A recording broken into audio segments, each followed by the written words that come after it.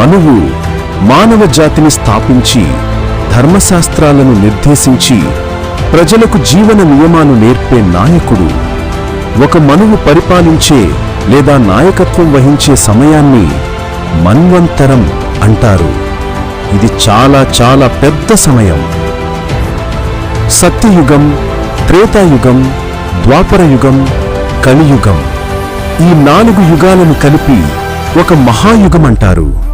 ఇలాంటి మహాయుగాలు 4 యుగాల చక్రాలు 71 సార్లు పూర్తయితే అదంతా కలిపి ఒక మన్వంతర కాలం అవుతుంది. ఒక్కొక్క మన్వంతరం 30,84,48,000 సంవత్సరాల పాటు జరుగుతుంది అని అంచనా. పురాణాల ప్రకారం ఈ ప్రపంచంలో పూర్తి కథ తెలుసుకోవడానికి మా వీడియోకి లైక్ కొట్టి ఆది కథలు ఛానల్ను సబ్స్క్రైబ్ చేసుకోండి.